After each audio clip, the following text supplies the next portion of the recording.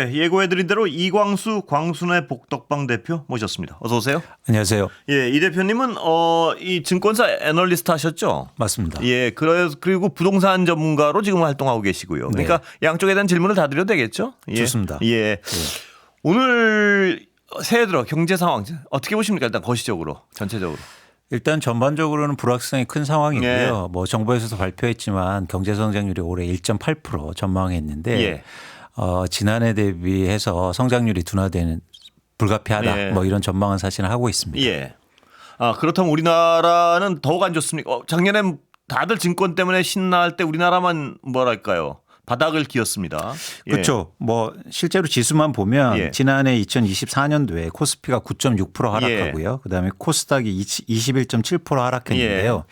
코스닥은 주요 글로벌 23개 지수 중에서 가장 꼴찌를 했습니다. 예. 그래서 러시아보다도 하락률이 컸거든요. 상대적 상실 박탈감이 엄청났는데요. 투자자들, 그렇습니다. 한국 투자자들. 예. 그래서 사실 올해도 우려가 굉장히 크고 네. 또 아까 말씀드린 대로 경제 성장률 자체가 좀 둔화되고 있으니까 예. 전반적으로 증시라든가 자산 시장 자체에 예. 대해서 뭐 걱정이 큰 상황입니다. 예, 오늘 증권 시장 흐름은 어떻게 보셨습니까?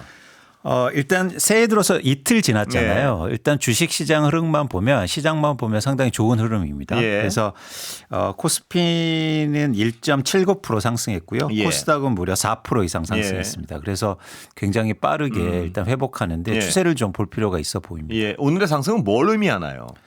저는 두 가지 원인이라고 네. 보는데요. 첫 번째는 말씀드렸듯이 그동안 하락폭이 너무 커서 네. 뭐 반등 차원에서 볼 수 있고요. 두 번째는 저는 정치적 불확실성이 조금씩 이제 예. 해소되고 있는 지점에서 투자자들이 좀 고려하고 있다. 한국 주식 이제는 시장을. 좀 한국 사회가 안정돼 가는 방향 아니야? 뭐 이렇게 생각한다 이거죠. 그러니까 가장 큰 예. 신호는 저는 어디에서 찾고 있냐면 헌법재판소 재판관 임명에서 찾고 있습니다. 예. 실제로 그런 반응들이 있었거든요. 예. 그래서 이렇게 프로세스가 진행되고 예. 있다.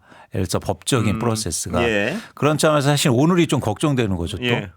이게 영장이 잘 예. 체포영장에 따라서 전후가 분명해요. 그래프가. 그렇습니다. 예. 그래서 그거는 분명한 신호죠. 경제가 보내는.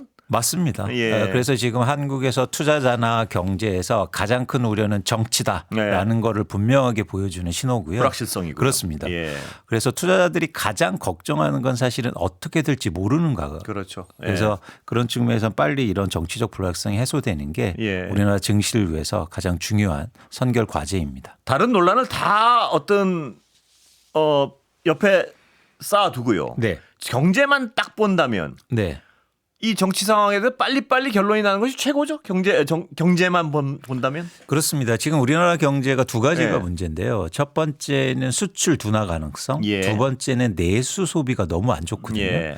근데 이게 두 가지 다 정치하고도 관련이 있어요. 예. 그러니까 수출이 불확실한 게 미국 때문이거든요. 예. 그래서 트럼프가 그렇죠. 당선되면서 빨리 협상에 나서고 기업도 적극적으로 대처해야 되는데 예. 지금은 거의 정부가 역할을 못 하고 있는 상황 아닙니까? 예. 그러다 보니까 이런 불확실성이 있는 거고 두 번째는 내수인데 예.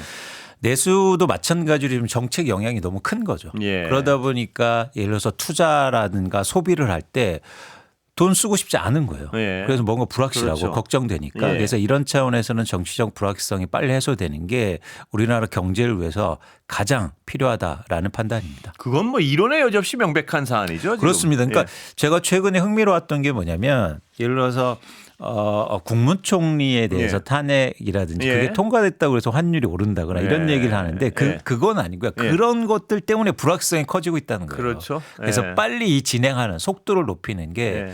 경제를 위해서는 굉장히 중요하고 예. 그런 생각을 갖고 있습니다. 그러니까 이 중요한 게 방금 어떤 중요한 말씀하신 것 같은데 확실성이란 거는 누굴 탄핵하고 이런 데서 발생하는 것이 아니고 그렇습니다. 이 절차적 지연에서 발생한 불확실성이 발생한다 이 말씀이시죠? 그렇습니다. 예. 그래서 정해진 예를 들어서 프로세스 예. 진행 단계가 있지 않습니까? 그걸 빨리빨리 어떤 가도록 전망을 제시하는 것이 가장 경제에는 중요하다 그렇죠. 지금. 그 길로 가느냐 예. 그리고 얼마나 빨리 가느냐가 예. 가장 중요하죠. 답은 나와 있는데 말입니다. 그렇습니다. 경제적 관점에서만 딱 보면요. 그렇습니다. 예.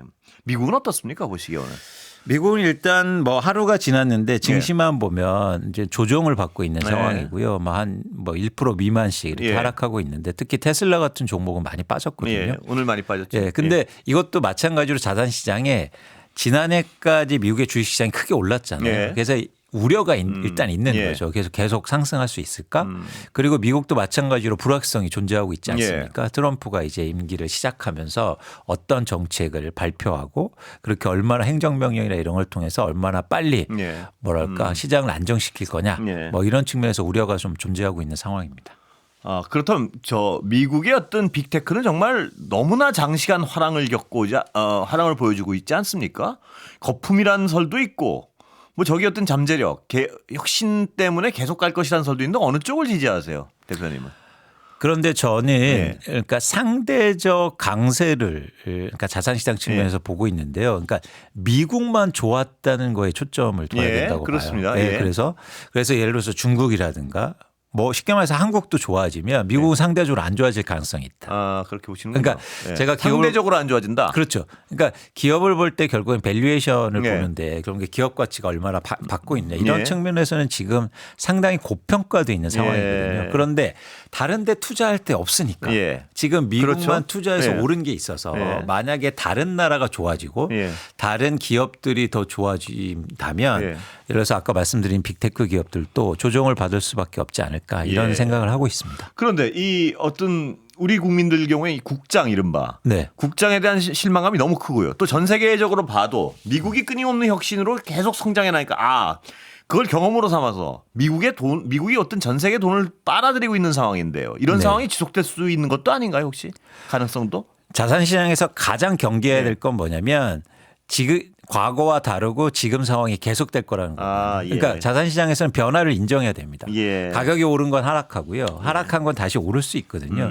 그래서 저는 그러니까 조심스럽게 전망해 보자면 사실은 올해는 대한민국 주식시장을 굉장히 좋게 보고 있습니다. 예. 올해요. 예. 너무 빠졌다 이거죠? 그렇습니다. 예. 그래서 이런 불확실성만 해소되면 예. 오히려 국장이 훨씬 좋고 미국은 오히려 상대적으로 안 좋을 수 있지 가능성이 크지 않을까. 지나치게 저평가돼 있으니까 그렇습니다. 정치적 불확실성만 제거되면 올해 괜찮을 수도 있다. 이렇게 보시는군요. 저는 조금 더 예. 말씀드리면 굉장히 좋을 수 있다. 그래요. 네. 기대를 하고 있습니다. 정치적 불확실성만 빨리 없애면 되겠군요. 하여튼 그러면 저도 솔깃합니다. 그러니까 저희가 예. 가장 잘하는 게 우리나라가 예. 뭐 어디에서는 좀 나쁜 의미로 얘기하지만 빨리빨리 예. 좀 빨리빨리 했으면 좋겠다. 예. 그런 말씀을 드립니다. 빨리빨리 이 불확실성만 해소되면 올해 한번 기대해 볼 수 있겠다. 네. 예. 자, 외국인 투자자들도 좀 돌아올까요? 그러면?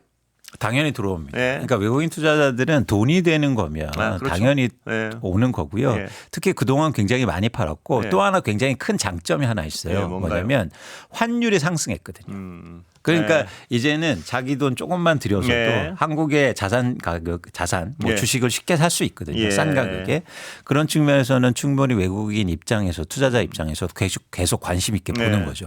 그래서 뭔가 변화가 일어나고 그리고 좋은 신호가 나타나기 시작하면 당연히 한국 주식을 살 수밖에 없는 거고요. 그러면 환율도 잡힐 거 아닙니까? 거꾸로. 그렇습니다. 예. 그래서 선순환 구조로 가는 거예요. 예. 그렇게 되면 한국 경제가 굉장히 좋아지는 그런 예. 단계로 돌입할 수 있는 거죠.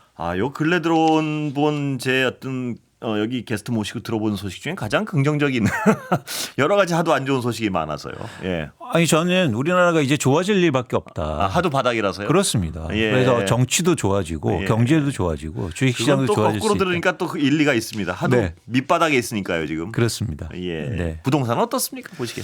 부동산은 상대적으로 이렇게 안 좋은 상황 속에서도 가격이 계속 상승, 특히 2024년도에 예. 올랐거든요. 그래요. 예. 그런 측면에서 부동산 시장은 위축될 가능성이 큰 거죠. 예. 특히 부채로 이루어진 가격이기 때문에 예. 상대적으로 오히려 더 뭐 다른 자산시장 대비해서는 좀 위축되고 거래도 감소하고 가격도 하락할 가능성이 높다는 판단입니다. 하락폭은 어느 정도로 보십니까? 저는 2025년 뭐 이율은 하락폭이 좀 클 것으로 예상돼요. 그러니까 2022년과 2023년도 초까지 예. 서울의 아파트 가격을 중심으로 해서 크게는 30% 이상도 하락했거든요. 예. 전 그 정도도 가능해 보입니다. 또 추가 30%. 예, 그러니까 지금부터. 그렇게 30% 떨어졌다가 예. 다시 올랐거든요. 예, 그 30%가 다시 또 빠질 수 있다. 그렇습니다. 네. 지역별로는 어떻습니까? 보시기에. 지역별로 보면 뭐 지방은 이미 하락한 상황에서 네. 아직 회복하지 못한 상황인데 이제 서울하고 수도권이 그렇게 하락했다가 다시 반등한 네. 상황이거든요. 그런데 이제 서울하고 수도권이 하락하겠죠.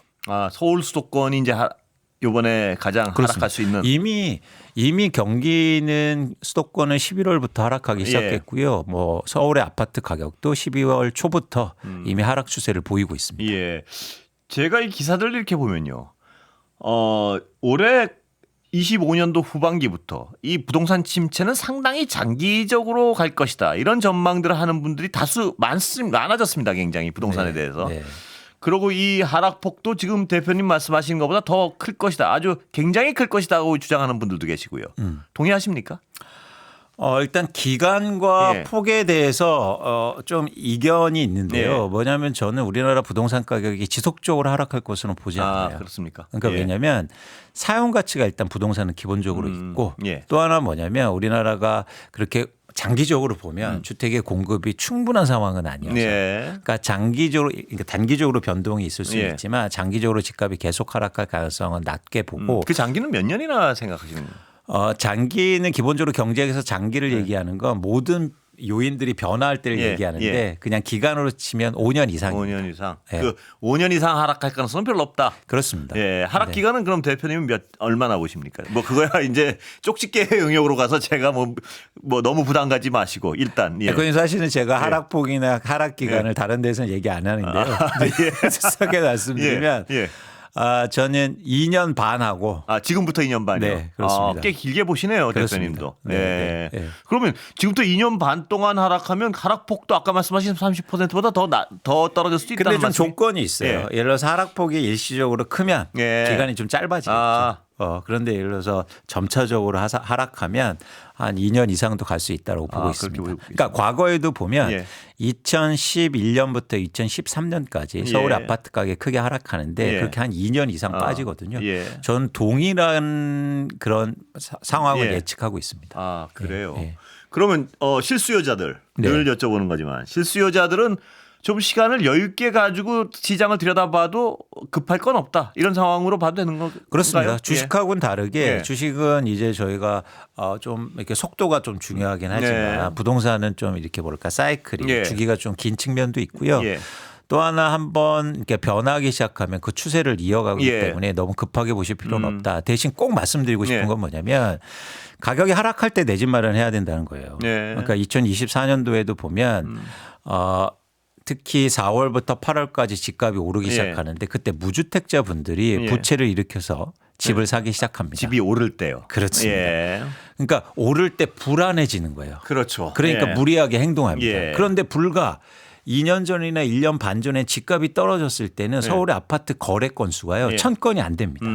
그 얘기는 역설적으로 어떤 얘기를 하냐면 어떤 걸 의미하냐면 집값이 떨어졌을 땐 내 집 마련을 안 한다는 거예요. 왜 그러냐 하면요. 더 더 떨어질까 떨어질까 봐. 예, 그렇죠. 그러니까 제가 말씀드린 걸 바꿔야 돼요. 예. 집값이 떨어졌을 때는 더 떨어질 걸 기대하면서 예. 행동을 안 합니다. 예. 근데 집값이 오르면요. 공포 때문에. 불안해져요. 예. 그러니까 이게 아니면 반대로 돼야죠. 집값이 떨어지면 기대하셔야 돼요. 이런 심리적 변화를 다르게 예. 좀 가지실 필요가 있습니다.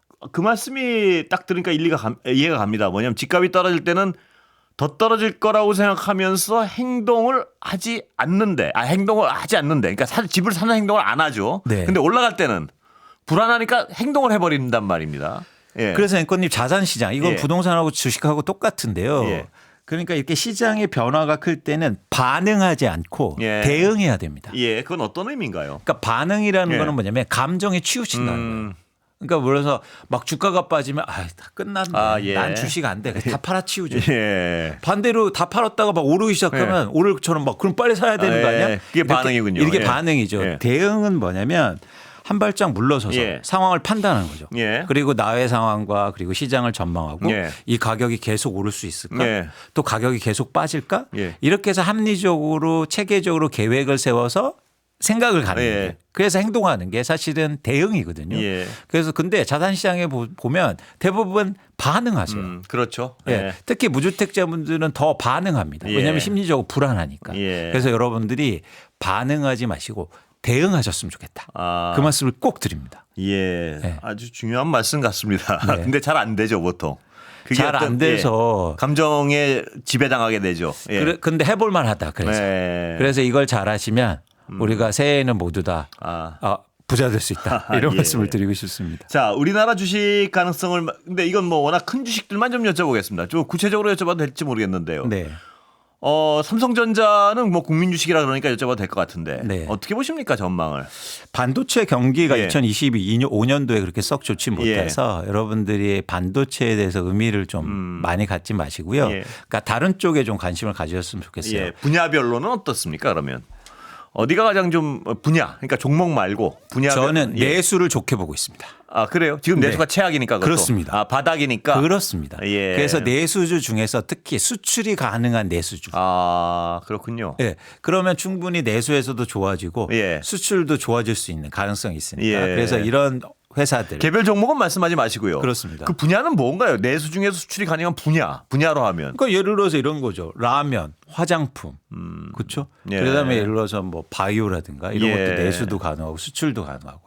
최근에 남미의 수출이 증가하고 있거든요. 뭘로 증가하는 겁니까? 그러니까 남미에 지금 한류가 열풍입니다. 예. 예. 아, 식품 이런 거요. 그러니까. 예를 들어서 국내에서도 예를 들어서 아까도 내수 식품도 예. 그렇고 뭐 K푸드 예를 들어서 K컬처, 아, K문화 예. 이런 얘기 하잖아요. 예. 국내에서도 노래 다 아이돌 듣지 않습니까? 예. 근데 그런 지역에서 충분히 통할 수 있는 거죠. 예. 그래서 여러분들이 특히 제가 내수를 주목하는 건 예.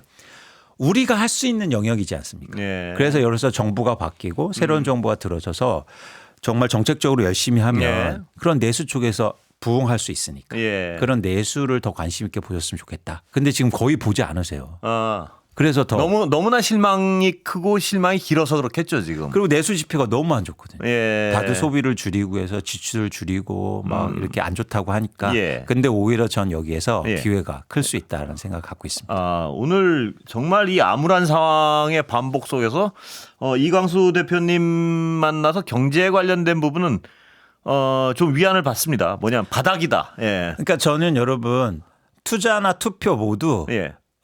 미래를 보셨으면 좋겠어요. 예. 그래서 투자는 미래 하는 거잖아요. 예. 그러면 현재는 암울하지만 미래는 훨씬 더 좋을 수 있다. 예. 그래서 여러분들이 투자하는 차원에서 세상을 보시고 자산 시장을 보면 예. 그런 변화를 좀 읽으실 수 있습니다.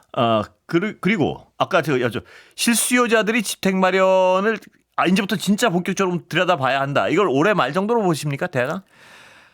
그 시점은 제가 말씀 안 드릴게요. 예. 왜냐하면 그거는 뭐냐면 제가 아까처럼 그러면 어떻게 되냐면 그러면 연말까지 난 아무것도 안 해야지. 이게 되면 안 되거든요. 계속 지속적으로. 그래서 여러분들이 관심을 가지시고 그리고 내가 살 집을 리스트를 마련해 예. 주시고 변화를 계속 읽으시는 게 중요하다. 예. 그래서 여러분들이 계속 시장에 관심을 가졌으면 좋겠다.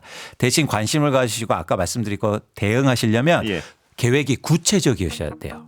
얼마면 내가 사겠다 이런 식으로요? 예산도 구체적이어야 되고 지역도 구체적이어야 되고 예. 나의 어떤 방향도 구체적이어야 되고 알겠습니다. 그래야 기다리는 게 여러분 예. 그래서 행복할 수 있습니다. 알겠습니다. 이광수 광순의 복덕방 대표 모셨습니다. 고맙습니다. 고맙습니다.